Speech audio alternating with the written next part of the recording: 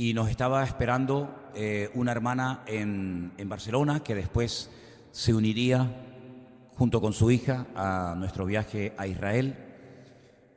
Permítame decirles que esa hermana ha entrado en contacto con nosotros porque otra hermana argentina que en su día había viajado con nosotros a Israel le había hablado de nosotros, de los cultos y de la iglesia, y entonces ella llevaba ya unos cuantos meses viendo los cultos. Ella es odontóloga, probablemente, no sé si me está escuchando ahora mismo, le mandamos un saludo a nuestra hermana Miguelina y a su hija Chantal.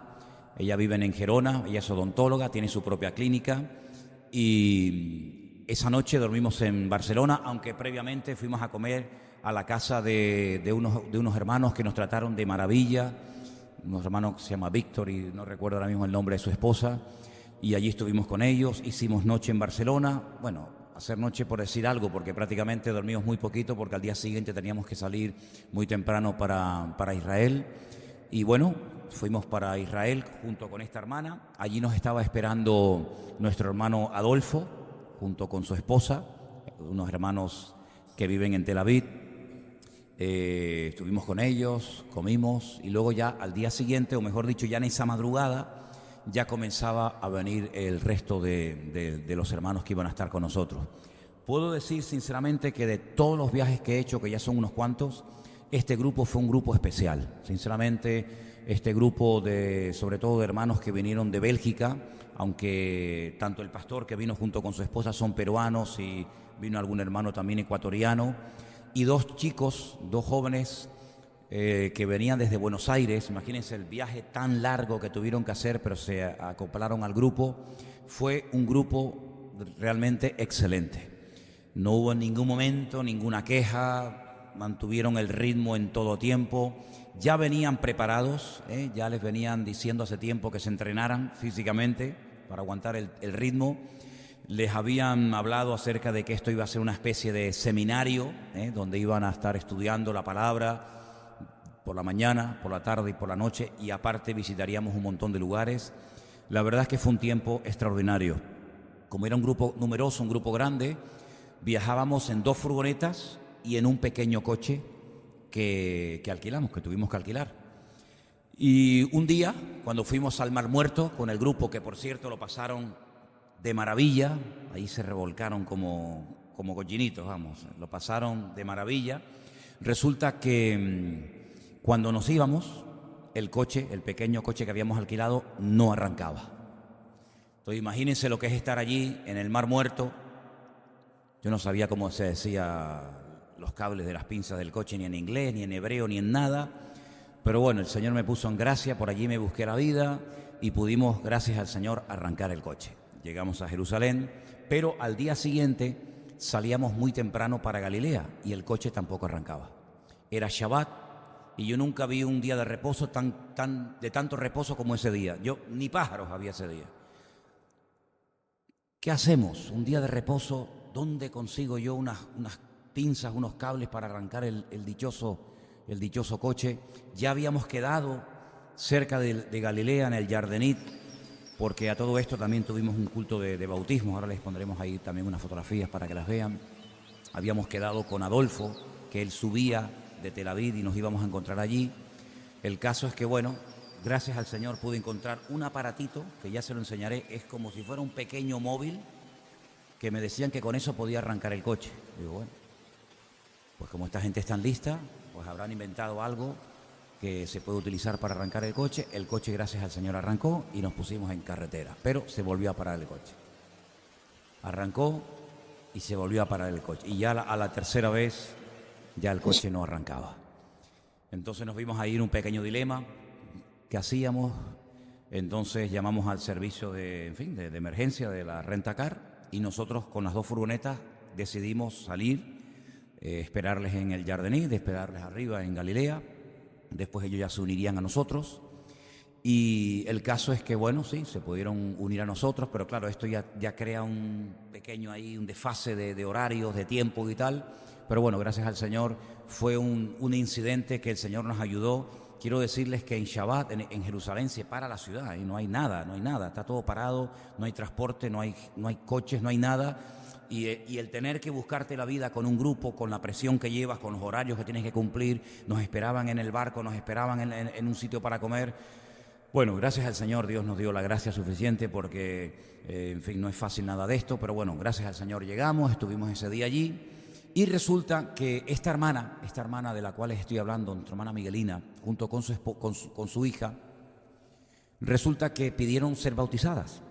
Ellas no tienen ninguna experiencia, digamos, eclesiástica de iglesia, sino que, como ella bien dice, su iglesia somos nosotros. Ella está muy contenta de que esta tarde estemos aquí diciendo todo esto, porque ella me dijo que ella quería esta tarde escuchar todo el informe que yo daba sobre Israel, y ella me dice a mí muchas veces que ella cuando llega a esta hora cierra su clínica y se pone allá a escuchar, y sé que nos está escuchando y por eso le mandamos un saludo a ella y a su hija. Y ellas pidieron ser bautizadas. Para mí fue una sorpresa porque no les había yo hablado en absoluto, pero también aproveché la oportunidad para comentarle a nuestro hermano Adolfo, que vive en Tel Aviv, si una de sus hijas, que también se había convertido no hacía mucho tiempo, se quería bautizar. Y la chica Sara pues dijo que sí, ¿no? Entonces yo quiero ponerles en esta tarde algunas fotografías de este viaje para hacerles también a ustedes copartícipes, porque ustedes también oraron por nosotros y sus oraciones se notaron, ¿sabes? Sus oraciones se notaron en todo momento. Bueno, ahí tenemos una fotografía. A mis espaldas estaría la sinagoga más vieja de Jerusalén, una sinagoga que visitamos en una ocasión. Ese día estaba cerrada, no pudimos entrar. Es una sinagoga de los caraítas, judíos caraítas, por lo visto proceden del Cairo, y son los únicos judíos que aceptan única y exclusivamente la Biblia como la base de su fe. Es decir, no aceptan la tradición, ni todo el Talmud, ni todas estas cosas que se han ido añadiendo con el paso del tiempo, y son gente de verdad muy especial, gente muy extraordinaria. Yo los quise llevar para que la vieran, pero estaba cerrada. Pero enfrente, eso que veis ahí, son las ruinas del palacio donde Herodes vivía en la ciudad de Jerusalén. Lógicamente están ruinas. Herodes tenía muchos palacios, muchos. Tenían en Masada, tenía uno, tenían en Belén otro, en fin, tenían en Cesarea la Marítima otro, y este era el palacio en el que él vivía en la ciudad de Jerusalén. Lo están restaurando y bueno, como allí están siempre de obras, esperemos que en cuanto lleguemos en otro viaje pues ya esté totalmente restaurado. Esa es la tumba, el jardín de la tumba, y ahí adentro hubo un tiempo de quebrantamiento tremendo. Los jóvenes que vinieron de Argentina, junto con estas hermanas que les estoy comentando, entraron y el Señor les tocó, les quebrantó, y ahí estaban llorando y quebrantadas. Ese es el único lugar de Jerusalén que está, digamos, custodiado o cuidado por hermanos cristianos evangélicos, ¿vale? Entonces ahí trabaja un hermano que algunos de ustedes conocen, se llama César, muy agradable, un chico paraguayo, bajito, yo le digo un pequeño gran hombre, y allí pues siempre hay que ir, y allí además celebramos la Santa Cena, el pan y el vino, y es un lugar muy especial porque al lado está lo que sería el Monte de la Calavera, que cada vez se puede ver menos por el tema del tiempo, el deterioro, la erosión, pero bueno, esa es la puerta de acceso al sepulcro donde estuvo el Señor Jesucristo hace 2000 años. Por supuesto está vacío, no vayan a pensar ustedes que está dentro, sería una tragedia, ¿no? Ir a Jerusalén y encontrarnos el cuerpo de Cristo dentro. Recuerdo que en un viaje un hermano una vez me preguntó: hermano, ¿qué venimos a ver aquí? Y le dije: ¿aquí? Nada. No, pensaba que veníamos a ver algo. Digo, bueno, aquí venimos a ver una tumba vacía. Gracias al Señor que está vacía, ¿vale? Ok, ponemos la otra foto. Esto es, bueno, salimos un día de la casa caminando, bordeando las murallas de Jerusalén, y ya comenzábamos el día muy temprano a la mañana y estábamos todo el día caminando de un lugar para otro, explicando muchísimas cosas del viaje. Y ahí estamos en la Jerusalén del tiempo de los romanos. Ustedes pueden ver los edificios por encima de nuestras cabezas. Jerusalén ha sido destruida muchas veces, entonces cada vez que se destruía, se construía encima, se destruía, se construía encima. Por lo tanto hay muchos niveles, pero hay una parte, una avenida de la época de los romanos que se llama el Cardo, y es una avenida que se puede caminar. Entramos por aquel túnel que ustedes ven al fondo, y allí es el barrio judío, y esa era una mañana paseando con los hermanos. Nos cogió mucho calor, fue un tiempo de mucho calor, por eso voy a ir con mis sandalias y en otras ocasiones con un pantalón corto porque hacía mucho calor. Así que bueno, seguimos. Ahí estamos ya en pleno desierto de Judea.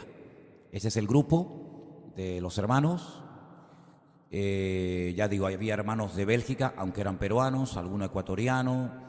También teníamos los dos chicos argentinos y teníamos estas dos hermanas, Miguelina, que es de la República Dominicana. Su papá fue embajador de República Dominicana en Israel, junto con su hija Chantal, aunque viven en Gerona, ¿no? Y esa es una fotografía que sacamos en pleno desierto de Judea. Allí a la altura del pantalón rojo de esa hermana a la derecha, allí veis como un arbolito al fondo. Ese es el famoso camino del buen samaritano, el real, el que se puede transitar todavía desde la ciudad de Jericó, donde vivían los sacerdotes, hasta la ciudad de Jerusalén. Ese es el famoso camino del buen samaritano, donde se cuenta la historia de aquel hombre que cayó herido. En fin, todos conocéis la parábola, ¿no? La historia. Bueno, un hermano, una noche, un hermano ecuatoriano, dijo: ay, pero la cocinera es española. Una hermana extraordinaria, estrella, se llevó todas las estrellas, porque la verdad que fue una bendición tener a esta mujer allí. Y este hermano le dijo: ay, pues si usted es española, una noche nos debería hacer una paella. Pero lo dijo así, ¿no? Como sin querer. Y al día siguiente, miren qué pedazo de paella nos hicieron. A los hermanos les gustó muchísimo. Y fue una sorpresa, fue una bendición el poder comer esa noche ese pedazo de paella, ¿no? ¿Ok?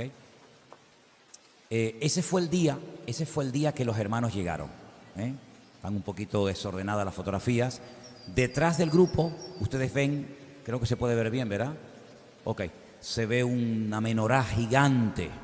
Esa menorá la hizo Salvador Dalí y fue un regalo que en su tiempo Salvador Dalí, el famoso pintor y artista catalán, pues regaló a Israel. Y claro, cuando llegas al aeropuerto y sales del aeropuerto y te encuentras ese pedazo de menorá gigante, pues es la primera foto que la gente se hace nada más llegar al país, ¿no?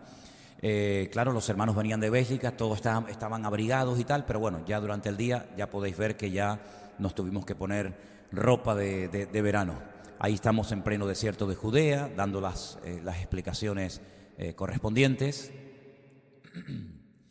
Ese es el pastor Eduardo. El pastor Eduardo es el pastor de la iglesia de Bélgica. Él vino con su esposa y con un grupo de hermanos de su congregación. Y ahí ya habíamos terminado el bautismo en el río Jordán, ¿vale? Un hermano encantador. Esta es nuestra hermana Miguelina. El día de su bautismo estaba muy, muy emocionada. Y bueno, la verdad que fue un tiempo muy especial. Gracias al Señor el agua no estaba tan fría como en otras ocasiones. Y ahí era ya saliendo del agua, bueno, en plena efervescencia, en pleno gozo y alegría, ¿no? Y creo que esta es su hija Chantal, una chica de 19 años, que cuando yo pedí que dieran algún testimonio antes del bautismo, dijo algo que nos quebrantó a todos.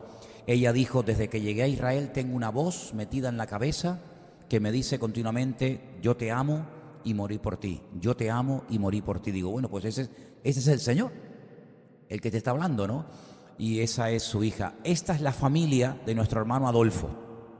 A la derecha mía está su niño, Johanan, el pequeñito. Al centro está su esposa Paula y a la izquierda están sus dos hijas, Sara y Mafe. Ellos se unieron a nosotros y pasamos todo el día sábado juntos, y ese es en el barco que navegamos habitualmente en el mar de Galilea. Ahí estamos en la casa de Jerusalén. Una mañana íbamos a salir y ahí nos hicimos una foto en la fachada de la casa. Gracias al Señor por este lugar tan hermoso, tan céntrico, que nos permite ir caminando a los lugares principales de la ciudad de Jerusalén. Decirles que el Señor nos guardó, aunque había paz por todas partes. No tuvimos en ningún momento sensación de peligro, ni muchísimo menos. Yo sé que ha habido cosas que se han dicho y tal, pero nosotros, gracias al Señor, en todo momento estuvimos bien, estuvimos protegidos y disfrutando, y nos llamó como siempre la atención que Israel es un país de millones de jóvenes, de miles y miles de jóvenes. Ves jóvenes por todas partes, la gente contenta, la gente muy, muy tranquila, a pesar de lo que haya a su alrededor. No hay más, ¿no? Vale. Y el Señor, pues gracias al Señor, fue muy bueno.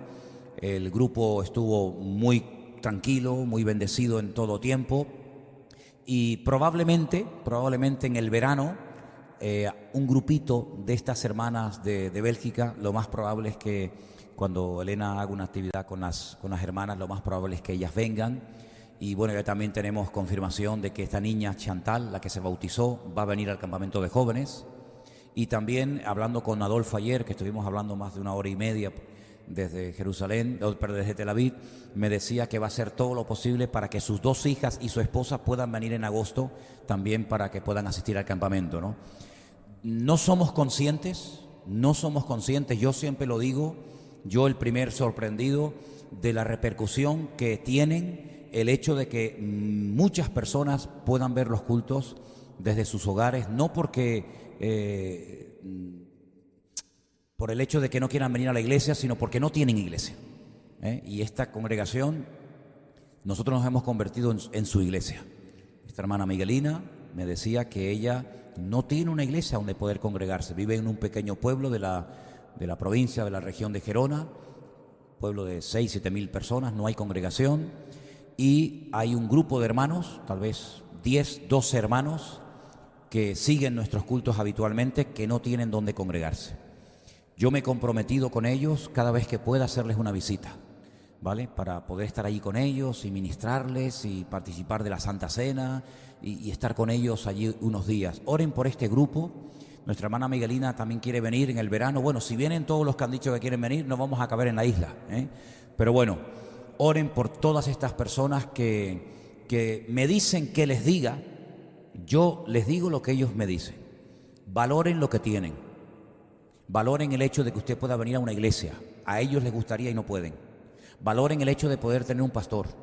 A ellos les gustaría tener un pastor, digamos, físico, y no lo tienen. Entonces, que valoremos todo lo que el Señor nos ha dado, porque no en todas partes los creyentes tienen las oportunidades y el privilegio de congregarse y de reunirse como nosotros lo tenemos aquí, en este hermoso lugar, aquí en plena ciudad. Porque yo el otro día, hablando con Elena, le decía, oye, qué bueno que el Señor haya puesto esta iglesia en el centro de la ciudad.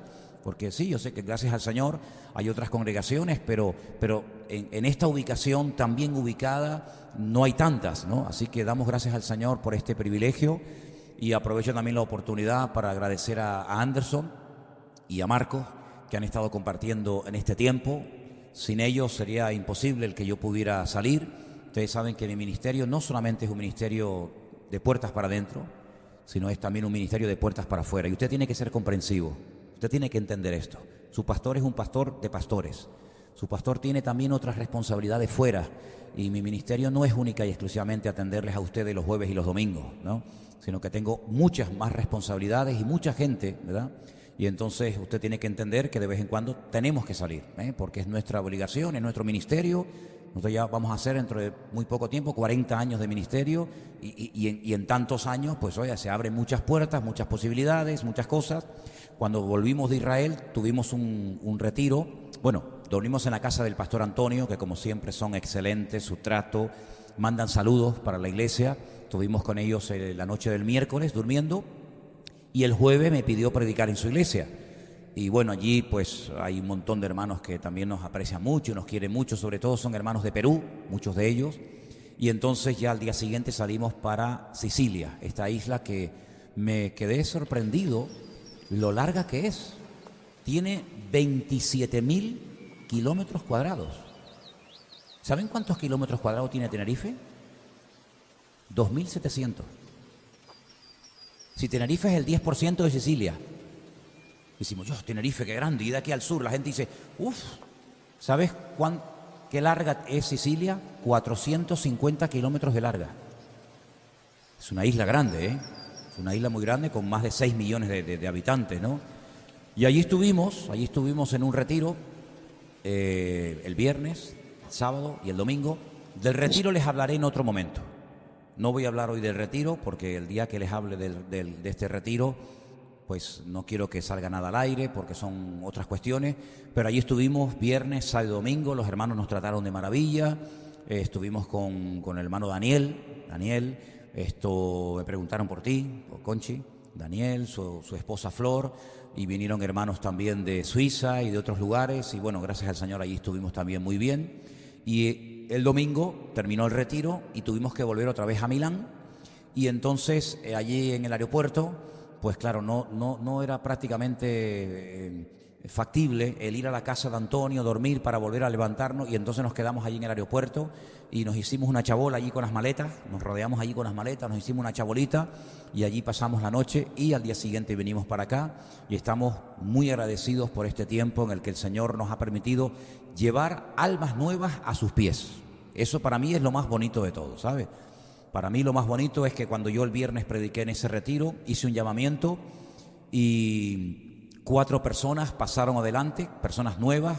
Uno de los pastores me dijo que 2 personas que habían pasado era un matrimonio que hacía muy poquito tiempo, 2 o 3 cultos habían ido a su iglesia, pero que aún no se habían convertido, aceptaron al Señor junto con otras 2 personas. Y para mí eso es la alegría y el gozo más grande, el poder llevar almas a los pies de Cristo. Aparte de poder, pues en fin, ayudar y bendecir a otras muchas personas, ¿vale? Entonces, este mes de mayo tenemos 2 eventos importantes. Les explico. El día 30 de mayo es el Día de Canarias, es un día festivo, ¿vale? Creo que cae el miércoles, ¿sí? Entonces, hemos decidido pasar ese día todos juntos en el puerto de Veracruz. Los hermanos están preparando, con motivo del Día de Canarias, unos stands y comida y tal. Si alguien quiere sacar la ropa de mago de canario del armario e ir con la ropa típica, estupendo, porque ese día pega bien, ¿vale? Ya otro día no. Pero si el día 30 quieren ir a pasar el día juntamente con nosotros allí, pues sería excelente, porque todo lo que se recaude, ¿vale? La comida que compremos allí, todo lo que se recaude se va a destinar para poder terminar ya las obras y la ampliación que se está haciendo en la piscina del puerto de Veracruz, ¿de acuerdo? Entonces, animo a que todos vayan, es un día festivo, creo que nadie trabaja, no hay estudio, no hay escuela, por lo tanto suban el día 30. ¿Pues a qué hora? Pues no sé, 11:30, 12 de la mañana, en fin, la hora que ustedes quieran. Vamos a estar allí, haremos reuniones y cantaremos y estaremos todos juntos ese día en el puerto de la Cruz. ¿Qué día es? El 30, con motivo del Día de Canarias. Perfecto. Si quieres llevar alguna visita, si quieres llevar a alguna persona nueva, pues excelente, sería estupendo. Vamos a ver cómo está el día, yo pienso que va a estar bien, si podemos poner fuera las sillas y los instrumentos y el sonido y hacer un culto al aire libre, pues estupendo, ¿vale? Día 30. Pero el domingo anterior, el domingo día 27, vamos a tener aquí algo histórico. Algo histórico. No lo hemos hecho nunca. Bueno, lo hice una vez, en el puerto de la Cruz. Anderson lleva con nosotros en la iglesia 10 años. En estos 10 años ha mostrado fidelidad, ha mostrado madurez y crecimiento. Él ha sido hasta el día de hoy, y seguirá siéndolo, el responsable de los jóvenes. Para mí ha sido un alivio el tener a Anderson encargado de los jóvenes, porque yo no he tenido nunca que preocuparme por campamentos, por retiros, por cultos, por salidas, sino que él lo ha llevado estupendamente. Y yo creo y quiero, ya lo hemos hablado con Marcos y con otros hermanos de la congregación, el día 27, domingo por la tarde, yo quiero nombrar como copastor de esta iglesia a nuestro hermano Anderson, para que lo sepáis. Estaba por ahí, pero no lo veo. ¿Se fue? Ok. Él va a ser a partir del día 27 de mayo el copastor de esta iglesia, ¿vale? No, el chico que lleva a los jóvenes. No. Cuidado cómo hablas, Un respetito. Ninguno tenga en poco tu juventud. Yo le diré a él lo que tiene que hacer, pero a ustedes le digo respeto. Que yo fui pastor con 19 años, ¿vale? Y con 21 ya tenía mi primera iglesia. Entonces la edad, no mezclemos las cosas, porque entonces no vamos a entender. Entonces el día 27 los hermanos del Puerto de la Cruz van a venir, ¿vale? Es un día histórico, un día bonito, sobre todo para él y para su familia, ¿no? Entonces vamos a orar, vamos a imponerle las manos, vamos a orar por ellos y vamos a tener un culto especial el día 27 de mayo. ¿De acuerdo, hermanos? Así que tenemos estos 2 eventos. El día 27, el nombramiento de copastor de Anderson, y el día 30, el Día de Canarias, vamos a pasarlo juntos. En junio, el mes de junio, confío, y ya me reuní ayer con Marcos y bueno, ¿Estamos de acuerdo en esto? Vamos a confiar de que la piscina ya esté totalmente terminada del Puerto de la Cruz y queremos tener bautismos, ¿vale? Entonces, yo no veo esta tarde a Juan Manuel, este chico cubano, no está, pero Manuel me había dicho que se quería bautizar. Bueno, si hay algún hermano más, alguna hermana, algún joven, alguien que quiere aprovechar para bautizarse en el mes de junio, háblate conmigo lo antes posible, ¿vale? Porque queremos en el mes de junio, antes de que ya comience el verano, tener un culto de bautismos y va a ser también un día muy bonito, ¿de acuerdo? Así que ténganlo presente. Y me gustaría que lo antes posible me pasarais las fechas del campamento de los jóvenes para ya publicarlas y para comenzar a orar. De hecho, ya le pido a la iglesia que por favor desde ya esté comenzando a orar por el campamento de jóvenes, porque queremos, como siempre, que el campamento sea un momento especial para todos los jóvenes que asistan, y estamos confiando de que este año tendremos, Dios mediante, si así el Señor lo permite, visitas, y quiero que tengamos un tiempo muy especial. Yo creo que generalmente suele ser la tercera semana de agosto, ¿sí? Elena, ¿me quieres decir algo? Bueno, pues lo damos después entonces. Entonces, oren por favor desde ya por el campamento de los jóvenes de este verano. Y queremos animar a todos los jóvenes a que por supuesto asistan. Si yo fuera joven yo asistiría, ¿vale? Entonces, ténganlo presente. Vamos a orar un momentito, para que esta palabrita que les quiero compartir en este momento sea de bendición y todos y cada uno de nosotros podamos ser bendecidos, ¿no?, a través de la palabra del Señor, y vamos a darle sobre todo gracias, ¿eh? Por favor, yo pido que en este momento cierres tus ojos, le des gracias al Señor por lo bueno que Él es con nosotros. Dios ha sido tremendamente bueno siempre con nosotros y lo va a seguir siendo, porque Él no cambia, Él es el mismo, ayer, hoy y por los siglos. Y por eso en esta tarde, Señor, queremos hacer esta oración de gratitud y reconocer públicamente y confesarte como ese Dios de amor, ese Dios de misericordia, ese Dios de bondad que siempre nos ha demostrado que está a nuestro lado. Señor, danos fuerzas para seguir en tus caminos, que nunca te abandonemos, sino que siempre te confesemos, no solamente con nuestras palabras, sino también con nuestra vida y nuestras acciones. Que nuestra vida sea un testimonio para muchas personas que aún no te conocen y aún no te han recibido. Que nuestra vida sea una vida verdaderamente atractiva para que la gente que rechaza el Evangelio puedan ver en nosotros algo diferente y que podamos realmente tener siempre una actitud de gratitud, porque tú eres bueno y para siempre es tu misericordia. Te damos gracias por todo lo que nos has dado hasta el día de hoy, por todo el camino que hemos recorrido juntos, y te doy gracias también por todos y cada uno de los hermanos que en esta tarde están aquí en esta congregación, en este culto, y por todos los hermanos y hermanas que nos estarán viendo ahora de diferentes partes del mundo, y después también los bendecimos, y gracias por sus oraciones y por su apoyo hacia nuestra vida. En el nombre bendito de tu amado Hijo Jesús. Amén y amén. Como yo les decía, quiero leer el Salmo 121. Sé que es un salmo muy conocido y doy la bienvenida a todos, y sobre todo hay una parejita nueva, no sé si han estado en el tiempo que yo he estado fuera. ¿Ya habéis estado? ¿Sí? Bueno, después nos saludamos.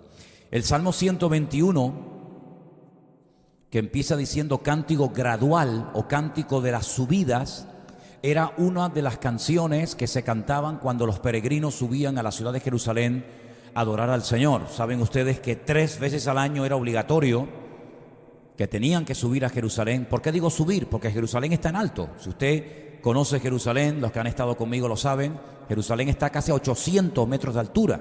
Entonces cuando se va a Jerusalén siempre dice subimos a Jerusalén. Y cuando usted va a Capernaum, a Samaria, a Tel Aviv, a donde sea, pues usted desciende, ¿vale? Entonces cuando se subía a Jerusalén, los peregrinos, los que iban con sus diezmos, con sus ofrendas, cuando iban en la fiesta de Pesaj, la fiesta de la Pascua, 50 días después, que es la que se va a celebrar ahora, la fiesta de Shavuot o Pentecostés, y finalmente entre el mes de septiembre, octubre aproximadamente, la fiesta de los tabernáculos, la gente subía cantando, y este era uno de los salmos que se cantaba. Y es muy bonito porque dice: alzaré mis ojos a los montes. Léalo conmigo.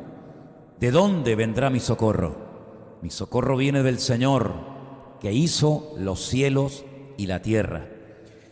No dará tu pie al resbaladero, ni se dormirá el que te guarda. He aquí no se adormecerá ni dormirá el que guarda a Israel. El Señor es tu guardador, el Señor es tu sombra a tu mano derecha. El sol no te fatigará de día, ni la luna de noche. El Señor te guardará de todo mal, Él guardará tu alma. El Señor guardará tu salida y tu entrada desde ahora y para siempre. ¿Cuántos dicen amén? Salmo hermoso, que por cierto, antes de ayer vino Anderson con Vanessa y los niños a hacernos una visita, y Benjamín lo sabe de memoria, así que usted también apréndaselo. Son solamente 8 versículos y es muy facilito de aprendérselo. Alzaré mis ojos a los montes, ¿de dónde vendrá mi socorro? Saben, tuve una experiencia, fuimos a una tienda a comprar unas especies y había 2 mujeres judías hablando entre ellas, y una le decía a la otra: tengo tantos problemas, estoy tan cargada, tan agobiada. Y le dije: ¿le puedo decir algo? Se quedaron así. Le digo: y se quedaron, y le cité todo el Salmo 121. Y me dice una de ellas: gente como tú tiene que venir aquí para que nos digan esas cosas. Digo: bueno, pues nada. Así que la confianza que tenemos en el Señor está a prueba de bombas, ¿sí o no? ¿Y por qué confiamos tanto en el Señor, hermanos? ¿Por qué será? ¿Por qué será? ¿Es que seremos fanáticos? No. Lo que pasa es que la confianza en el Señor está a prueba de bombas, porque Él nos ha demostrado que nos podemos confiar, podemos fiarnos de Él, y Él nunca nos va a fallar. Mire, hemos leído en parte de este salmo en esta tarde: el Señor es tu guardador a tu mano derecha, y dice: Él no se adormecerá, es decir, no se quedará dormido. ¿Cuánta gente se ha quedado dormido en un tiempo de guardia? ¿Cuántos soldados se pueden quedar dormidos en su puesto de guardia? Yo me acuerdo una vez, cuando estaba en el ejército, que tuve que ir a relevar al chico que estaba en el puesto de guardia, y estaba dormido. Estaba totalmente dormido. Eso es un delito. Puedes terminar con tus huesos en la cárcel. El que un soldado que tiene la responsabilidad de cuidar a 4 o 5 mil compañeros que están durmiendo tranquilos, sabiendo que tú estás ahí armado, vigilándoles, y que tú te quedes dormido. La Biblia nos habla mucho acerca de la atalaya. La atalaya era el hombre que estaba en lo alto de ese monte o en esa torre, mirando, oteando al horizonte y diciendo: oye, cuidado que viene el enemigo. Y la Biblia dice: ay de aquel que se quede dormido, la sangre de toda la ciudad será demandada sobre la cabeza de esta persona. Bueno, y en cierto sentido, los cristianos, la iglesia del Señor es la atalaya. Somos los voceros, los que les decimos a la gente: hey, que Cristo viene, que la palabra es verdad, que tienen que arrepentirse. En fin, todo eso que ustedes saben, ¿verdad? Y saben, una vez leímos hace poco aquí en este mismo púlpito que la guardia personal del rey Saúl se le quedó dormida. ¿Se acuerdan? Y bajó David de las montañas, se metió en medio del campamento, cogió la lanza de Saúl, se la lleva y empieza a gritar: ¡Abner! ¡Abner! Fíjate tú qué nombre tiene. Padre Ner Luz, padre de luz, el que tenía que proteger al rey. Le dice: ¿cómo es posible que te has quedado dormido? Imagínate tú, David podía haberlo matado. Pero eso nunca va a ocurrir con el Señor, porque el Señor no se cansa. Los discípulos se cansaron y se le quedaron dormidos. ¿Se acuerdan? En el huerto de Getsemaní se le quedaron dormidos. Les pide oración y se les quedaron dormidos. Sin embargo, el Señor jamás dormirá, porque no se cansa. El Señor está velando por tu vida y por la mía 24 horas al día a la diestra de Dios Padre, clamando, intercediendo por ti. Cuando tú no oras, Él ya oró por ti. Cuando tú estás tal vez desanimado, decaído, Él nunca se va a desanimar ni va a decaer su semblante, sino todo lo contrario. Siempre te protegerá, siempre te sustentaré con la diestra de mi justicia, dice el Señor. ¿Cuántos dicen amén? Y por eso, hermanos, tenemos la confianza de saber que tenemos un Dios que ha prometido, y lo que el Señor cumple, o lo que el Señor promete lo cumple, que va a cuidar de tu vida, tu parte física, tu parte psicológica, tu parte económica, tu parte familiar, etcétera. de todas y cada una de las áreas de tu vida el Señor va a cuidar. No tienes que tener ningún temor. El que tiene temor es porque no termina de fiarse de Dios. ¿Temor de qué? ¿De qué puedes tener miedo? De no tener trabajo, pero si el Señor es mi pastor, nada me faltará. De caer enfermo, pero si por sus llagas fuimos nosotros curados. De que se metan contra ti, pero aunque un ejército acampe contra ti, no temerá mi corazón. ¿De qué puedes tener temor? Cuando tú conoces al Señor de verdad y tienes una relación con Él, tú sabes perfectamente que el Señor cuida de tu vida, ¿sí o no? Íbamos Elena y yo caminando una tarde por Jerusalén y venía hacia nosotros una chica y al oírnos hablar español, como les gusta tanto el español a muchos allí, nos empezó allí medio 4 palabras en español, un poquito en inglés, un poco en hebreo y tal. Y hay un momento en el que la chica me pregunta, ¿qué religión tienes? Y yo le dije, ¿yo? Ninguna. ¿No? Claro, como allí todo el mundo tiene una religión. Digo, yo tengo una relación con Dios que es diferente. Y dice, eso es lo que yo quiero tener. Eso es lo que yo quiero tener, una relación con Dios. Allí estuvimos un poquito hablando y le dimos la página web de la iglesia y no sé si algún día nos verá o no, ¿no? Lo que está bien claro es que nosotros, hermanos, la relación que tenemos con el Señor es una relación de amor, es una relación abierta, es una relación transparente, cercana, ¿verdad? Sabemos que el Señor nos cuida, que nos protege, que Él tiene todo absolutamente bajo su control. No hay nada, ni un solo detalle que se escape de su control. Cuando les conté el detalle de que se nos rompió el coche, no arrancaba por la carretera, claro, uno dice, Dios mío, ¿qué hago yo aquí ahora?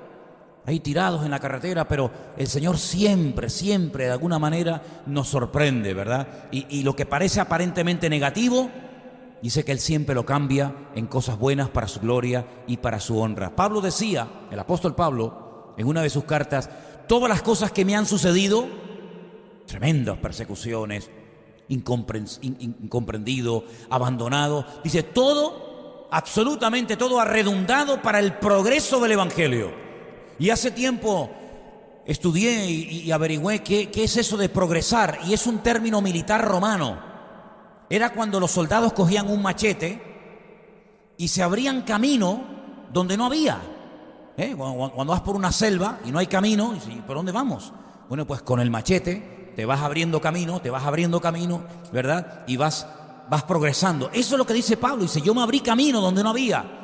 No hay obstáculo que pueda frenar a un hijo de Dios. ¿Por qué? Porque vamos progresando, vamos avanzando, no en nuestro nombre, sino en el nombre, sobre todo nombre del Señor Jesús. Dios poderoso, Dios que nos cuida de noche y de día. Por eso los peregrinos podían subir a Jerusalén tranquilos, porque claro, veían, los que han estado conmigo, por ejemplo, en Galilea, en el monte Arbel, cuando ves esas murallas, esas montaña gigantesca, toda llena de cientos de cuevas a tu izquierda y a tu derecha, y tú tienes que meterte por ese desfiladero y miras hacia arriba, y arriba se ponían los ladrones, los que observaban a los peregrinos que iban con sus diezmos y con sus ofrendas viajando días y días para ir a Jerusalén a adorar al Señor. Pues hoy había ese temor, vamos con niños, vamos con las mujeres, y es un peligro. Y ahí se inspiraba el salmista para decir, ¿de dónde vendrá mi socorro? Y mi socorro siempre va a venir del mismo lado, del que hizo los cielos y la tierra. Amén, hermanos, de nuestro Dios. Los cielos y la tierra no se hicieron solos. Eso es lo que el hombre dice, que todo fue así, ¡pum!, producto de la casualidad. Pero eso no es verdad. La Biblia dice que detrás de los cielos, detrás de la tierra, detrás del sol, detrás de una planta, detrás de una hormiga, detrás de cualquier cosa, está la mano todopoderosa de nuestro Dios. Y esa mano está sobre nuestra vida permanentemente, de noche y de día. Por eso no tenemos que tener ningún temor. Bueno, pero es que los años pasan. Sí, los años pasan, pero Dios no pasa. Dios sigue siendo exactamente el mismo. Incluso a los que se sienten débiles, les dice, dígalo. Diga al débil, fuerte soy. ¿Y por qué dice diga? Porque hay algo que la Biblia nos enseña, y todos ya lo sabemos, creo que a estas alturas, y es que a la hora de hablar, a la hora de confesar, a la hora de sacar nuestra fe a través de nuestras voces, algo cambia. Por eso dice que hay mucha gente que están enfermas porque con la mente piensan una cosa, pero con la boca hablan otra, y se produce como una especie de cortocircuito, ¿verdad? Y por eso hay mucha gente que se enferma y dice, no, yo creo en Dios, yo creo en Dios, creo en su palabra, pero después se quejan, se lamentan y el cuerpo como que no termina de asimilar esa disociación, ese divorcio que se produce entre lo que crees y lo que hablas. Y si crees, ¿por qué hablas así? Si crees en un Dios poderoso, ¿por qué te lamentas? ¿Por qué te quejas, no? Entonces la Biblia habla mucho acerca de hablar, de confesar. De hecho, en Romanos 10 hay un pasaje muy conocido que ustedes conocen perfectamente, que dice que con el corazón se cree para justicia, pero con la boca se confiesa para salvación. Por eso cuando alguien dice, no, yo creo en el Señor, yo quiero seguirle, ok, venga y dígalo en alta voz, confiéselo, dígalo. Así como dijo en un momento puntual de su vida burradas, o así como en un momento puntual de su vida dijo cualquier tontería, ahora diga verdades. Ahora acepto a Cristo, declaro que el Señor es mi Salvador, que murió por mí, que resucitó, que estará conmigo, que me va a dar fuerza, que me apoyará, que me sustentará. Y eso, hermano, reactiva su fe. No es algo mágico, es algo bíblico, que es muy diferente. Cuando usted confiesa con su boca, no su estado de ánimo, porque nuestro estado de ánimo es cambiante. De hecho, yo en este retiro que estuve ahora ahí en Sicilia, le dije, mire hermano, el Espíritu Santo no va a utilizar ni sus emociones ni sus sentimientos para hablarle. No se confundan, porque los sentimientos y las emociones son tremendamente cambiantes. Usted no está siempre igual. Un día le puede doler la cabeza, un día están sus hormonas por el suelo, otro día tiene el estado de ánimo por las nubes, otro día tiene un entusiasmo espectacular, otro día no tiene ganas ni de salir de la habitación. Pero si el Señor tuviera que utilizar nuestro estado de ánimo, apañados estábamos. Pero dice la Biblia en Efesios capítulo 6 que la espada del Espíritu, ¿qué es? La palabra de Dios. Es increíble. Yo hace unos días leía esto y decimos, claro, la armadura del cristiano, sí, el yelmo, el escudo, la coraza, sí. Pero hay un versículo que dice que la espada del Espíritu o la espada del Espíritu es la palabra de Dios. Es decir, el Espíritu Santo va a utilizar la palabra del Señor. Por eso dice que more, que abunde la palabra de Dios en nuestros corazones. ¿Para qué? Para que cuando llegue un momento de enfermedad, de crisis matrimonial o de lo que sea, la palabra de Dios brote en su corazón, la confiese con su boca y el diablo tiene que dejarle en paz. ¿Hay algún ejemplo de lo que estoy diciendo? Sí, claro, Cristo. Él es nuestro ejemplo en todo. ¿Qué hizo el Señor cuando estaba siendo atacado? Nada más y nada menos que por Satanás. Mire, Satanás solamente ha tentado personalmente a 2 personas. ¿Quién fue la primera? Eva. ¿Y el segundo? Cristo. Así de claro. Satanás en persona, no mandó a un demonio, él en persona fue y le dijo a Eva esto, esto y esto. Y en persona se fue al desierto de Judea y le dijo al Señor, puso en tela de juicio la declaración que ya el Padre había hecho. ¿Se acuerdan cuando Cristo estaba siendo bautizado por Juan el Bautista en el río Jordán? Que dice que se oyó la voz de Dios. Se oyó audiblemente la voz de Dios. ¿Y qué dijo?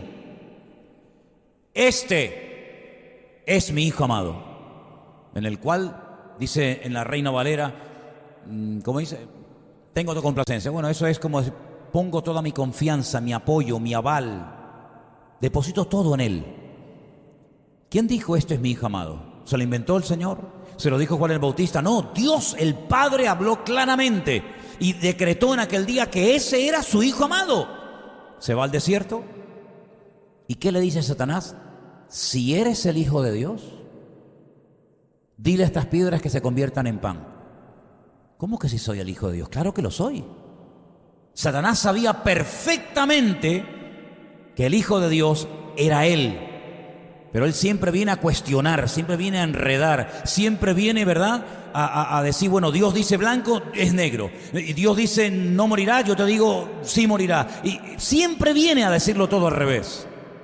Y el Señor le dijo, escrito está. Escrito está. ¿Dónde está escrito? Aquí en la Biblia. Escrito está. Y la segunda vez que le tienta, ¿qué le dice? Mira, Satanás, ven, vamos a ver, yo quiero hablar contigo y para que entres en razones, para que entiendas. No, escrito está. Punto. La tercera vez, escrito está. Las 3 veces que por lo menos en la Biblia tenemos registrada la tentación de Cristo, la respuesta La actitud de Cristo sí me fue igual. Escrito está, escrito está, escrito está. Luego él tenía una fe tremenda, como tú y yo tenemos que tenerla, en lo que está escrito. Porque la palabra de Dios no hay que inventarnos, sino que está escrita. Y está escrita en muchos idiomas, en alemán, en inglés, en japonés, en chino, en español, en hebreo, en griego, para que todo el mundo sepa lo que Dios dijo y lo que Dios no dijo. Y cuando el Señor Jesucristo utilizaba la palabra, estaba utilizando la espada y el diablo tenía que marcharse. Claro, después él viene e insiste otra vez, ¿no? Pues vuelve tú también con lo mismo. La Biblia dice, someteos a Dios, resistid al diablo. ¿Y qué pasa? Huirá de vosotros, huirá de vosotros. Si al Señor le funcionó, si la estrategia del diablo fue desbaratada por el poder de la palabra de Dios, hagamos lo mismo, hermanos, hagamos lo mismo. Cuando vengan las tentaciones, que a lo mejor nuestras tentaciones no se comparan con las tentaciones que tuvo el Señor, pero da igual, cada vida es su mundo. Y usted sabe cuando el enemigo le está atacando, pues hermano, mayor es el que está en nosotros que el que está en nosotros. Eso es lo que sabemos, esa es nuestra fe, pero nuestra fe no es algo que está ahí encerrado, que nadie se entere, sino que tiene que salir. ¿Y por dónde sale? Por la boca. Con la boca se confiesa salvación. La palabra salvación es liberación. La palabra salvación es sanidad. La palabra liberación es como cuando descorchas una botella. ¿Sí? Puede ser un contenido maravilloso, pero hay que abrirla. ¿Se acuerdan ustedes del famoso cuento de la lámpara de Aladino? Es un cuento. Pero el mago, mientras tenía el tapón, no hacía nada. Tú le quitabas el tapón, frotabas la lámpara de Aladino, salía el gordachón aquel y te decía, pídeme lo que quieras, ¿verdad? Hermanos, perdonen que les ponga este ejemplo, pero la palabra de Dios no es solamente para que usted la lea por las mañanas y por la noche y nada más. La palabra de Dios es una espada que usted tiene que aprender a utilizar. Entonces, cuando usted aprende esto, usted puede estar solo en una cárcel, usted puede estar solo en un desierto, en un barco, en un avión, o donde quiera que se encuentre, y el Señor le va a proteger y le va a defender a usted siempre y cuando usted sepa en ese momento esgrimir adecuadamente el texto bíblico correspondiente.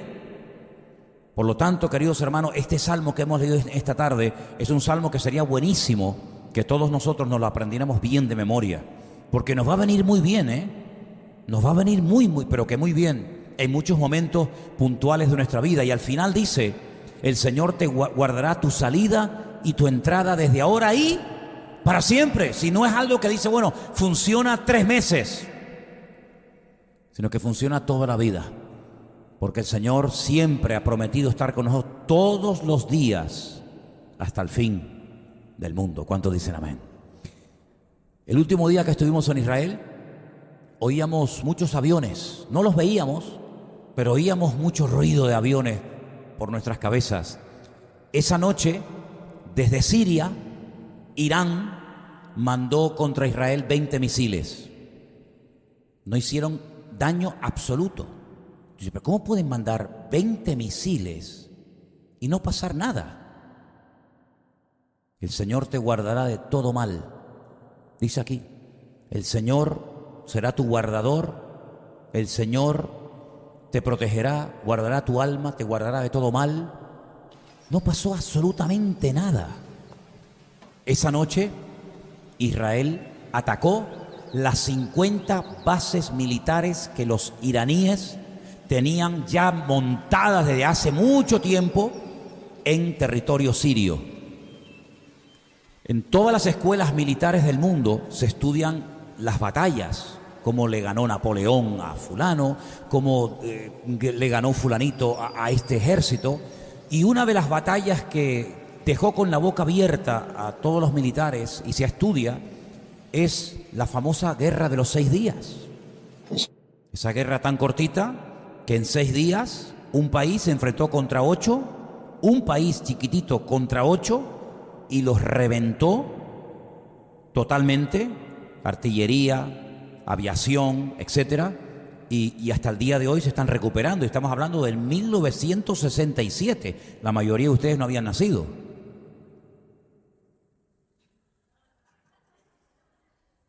Bueno, solamente unos pocos, Pepita y yo y unos 2 o 3 más.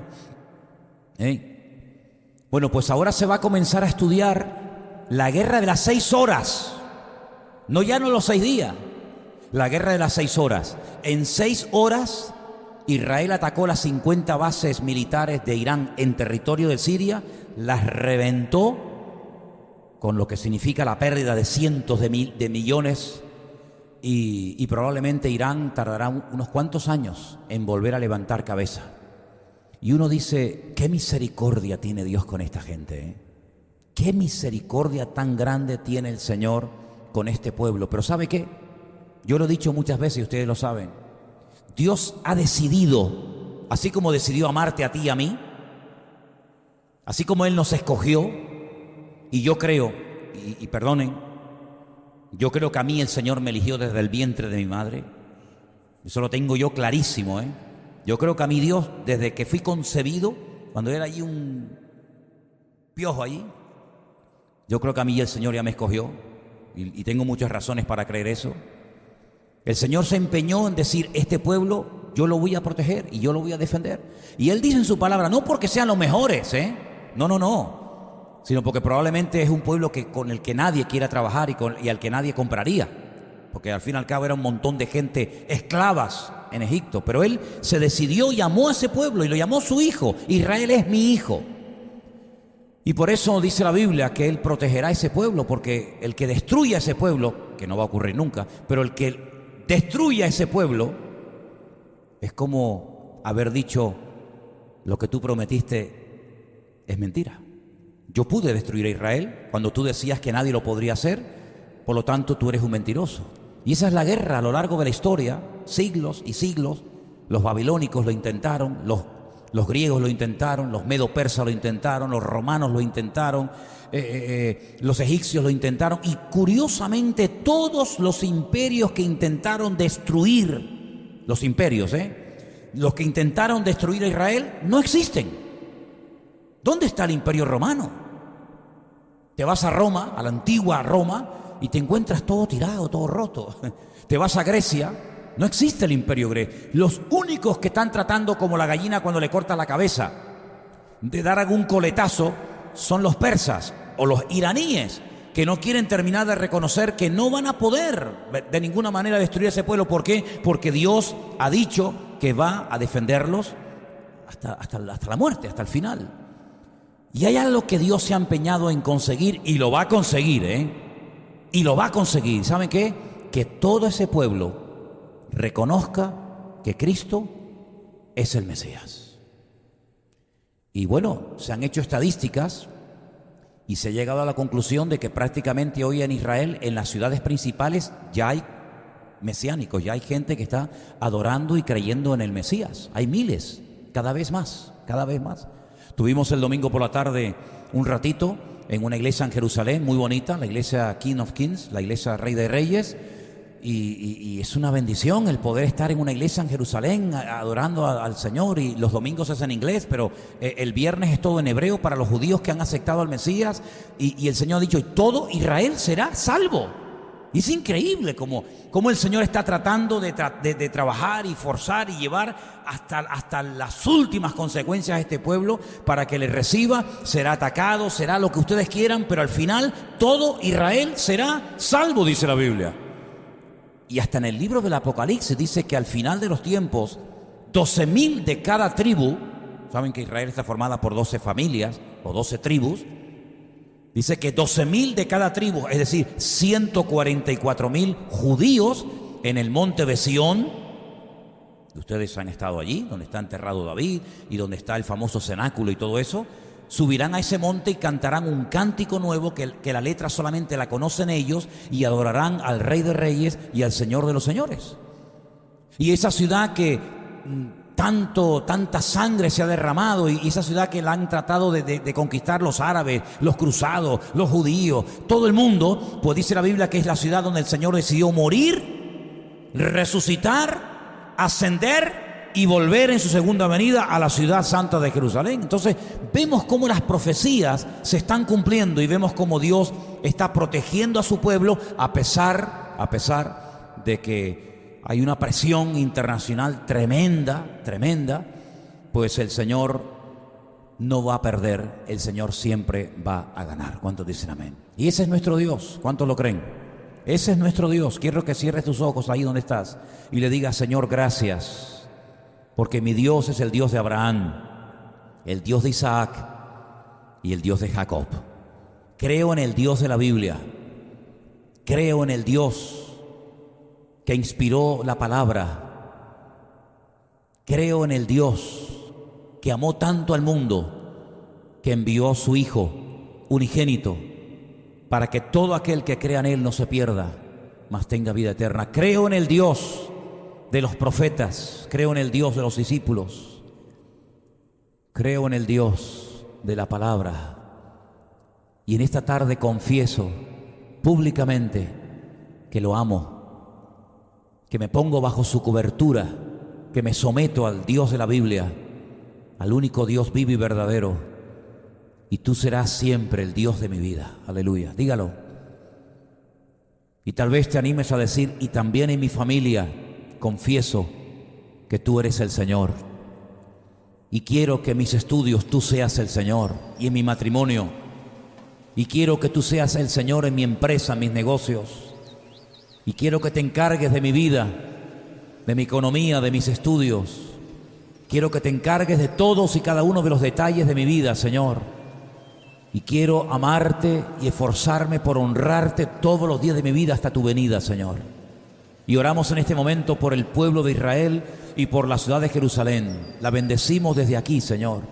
Desde este punto tan distante y al mismo tiempo tan cercano, oramos por la paz de Jerusalén y oramos para que tú bendigas y protejas a todo tu pueblo que allí lucha y pelea y se esfuerza por predicar las buenas nuevas del Evangelio.